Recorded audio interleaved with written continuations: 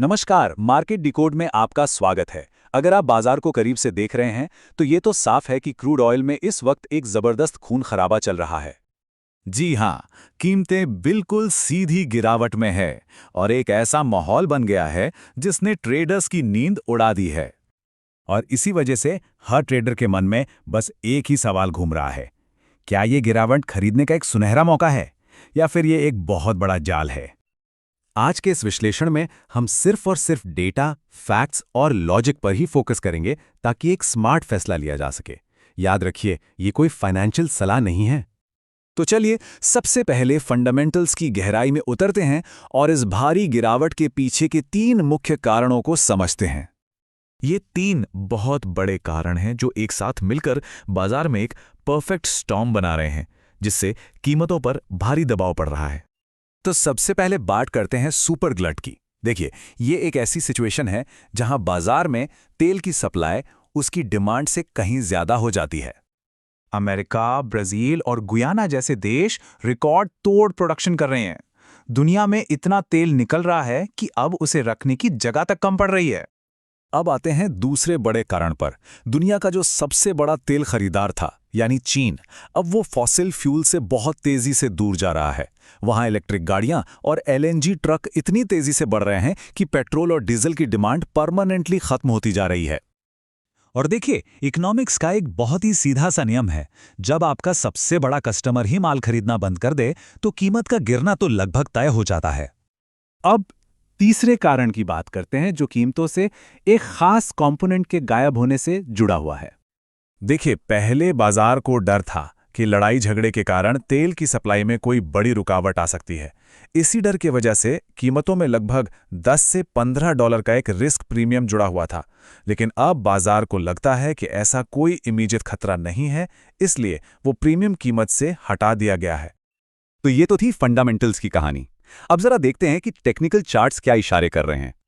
MCX crude oil इस वक्त लगभग 5,230 रुपए के लेवल पे ट्रेड कर रहा है।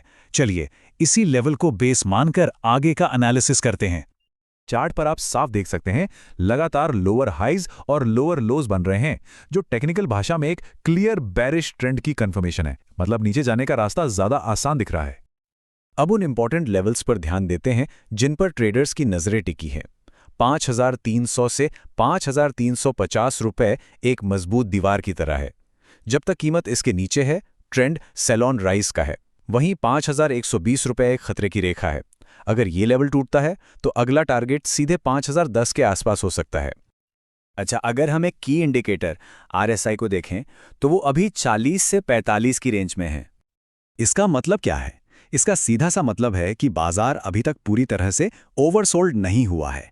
यानी गिरावट की जो रफ्तार है वो अभी थमी नहीं है और नीचे जाने की गुंजाइश अभी भी बची हुई है। तो अब सबसे बड़ा सवाल ये उठता है कि इस ग्लोबल गिरावट का भारतीय बाजार पर और खासकर हमारे आपके इन्वेस्टमेंट पोर्टफोलियो पर क्या असर पड़ेगा। देखिए, एक सीधा सा नियम है। भारत के लिए कच्चे तेल की गिरती कीमतें कुछ सेक्टर्स के लिए बहुत अच्छी खबर हैं तो कुछ के लिए बुरी। पेंट और टायर कंपनियां जैसे एशियन पेंट्स और एमआरएफ, इनके लिए कच्चा माल सस्ता हो जाता है, जिससे इनका प्रॉफिट मार्जिन बेहतर होता है। ठीक इसी तरह इंडिगो जैसी एयरलाइंस के लिए फ्यूल कॉस्ट कम होती है, जिसका सीधा असर उनकी प्रॉफिटेबिलिटी पर पड़ता है। दूसरी तरफ ओएनजीसी और ऑयल इंडिया जैसी तेल निकालने वाली कंपनियों पर प्रेशर बना रहता है, क्योंकि कच्चे तेल की कम कीमतों का मतलब है उनके लिए कम रेवेन्यू। तो चलिए, अब तक हमने जो कुछ भी समझा है उसके आधार पर एक फाइनल वर्डिक्ट पर पहुंचते हैं। तो फाइनल कंक्लूजन क्या है? देखिए, ग्लोबल सप्लाई ज्यादा है, डिमांड कमजोर है और टेक्निकल ट्रेंड भी नेगेटिव ही है। जब तक कोई बड़ा जियोपॉलिटिकल शॉक नहीं आता, कीमतों पर ग्रेविटी का असर बना रह सकता है।